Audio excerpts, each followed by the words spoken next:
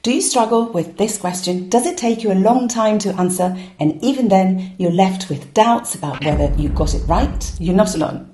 Grouping of rests is one of the most common problems in music theory, but in this video I'll teach you how to do it in every time signature, step by step, so you're never left uncertain again. And right before the end, I'll share the number one mistake that costs marks in an exam. Whether you're studying for a grade 5 theory exam or you're an amateur musician who wants to get all the rhythms correctly, this video will give you the clarity you need. In general, to choose the right rest, we go for the longest possible value. For example, in this case, there's no need to use 2 crotchet rests. We can just simplify it into a minim rest, which will save us time, space, and ink. Now, look at this. Is it correct? What if I told you that this is wrong? Do you know why? Let me tell you. These rests are wrong because they go over the half of the bar. When we have an even number as a numerator, so the top number of a fraction in the time signature, we need to make the half of the bar clear so that we have 2 even halves. They must be equivalent, not one lasting more than the other. For example, look at this bar. If I want to write this bar incorrectly, it will look like this. Does it make sense? The half of the bar is lost within the 4 quavers being together, making the music confusing, more difficult to read, and to align with other things. If we replace the notes with rests, it would look like this. But we cannot use a minim rest. We must use 2 crotchet rests because we can merge the 2 quavers together as to use the longest possible value, but we need to keep them separate so not to have a minim rest, otherwise the half of the bar is lost. And if we count in 3, when we have 3 beats, we keep the same rule as the longest possible value. But, and listen to carefully because this is really confusing for most students and they get marks off in their exam because of this. If the rest occupies number 1 and 2 of the 3 counts, they can be merged. For example, look at this. But if the rest occupies number 2 and 3 of the 3 counts, they cannot be merged. And so they have to be kept separate, like this. So this is wrong, and is this wrong?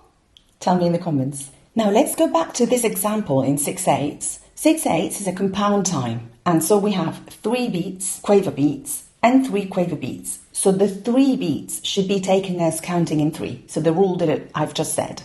And the second half as well, beating in 3. Does it make sense? So, beating in 3 could be applied to 3 halves, 3 fourths, 3 eighths, as well as 6 eighths, 9 eighths, 12 eighths, or 6 fourths. Because they are compound time, so we consider 1, 2, 3, 1, 2, 3, 1, 2, 3, 1, 2, 3, whatever they are. And if we have an irregular time signature has 5 or 7 as numerator, the top number. It's an odd number, so it makes everything odd. And grouping can be odd too. So how do we group 5? Listen, I've got the best tip that makes everything super easy. 5 can be grouped as 3 plus 2 or 2 plus 3. 7 could be grouped as 4 plus 3 or 3 plus 4. Easy. Who chooses? The composer. So if you are the composer, you choose.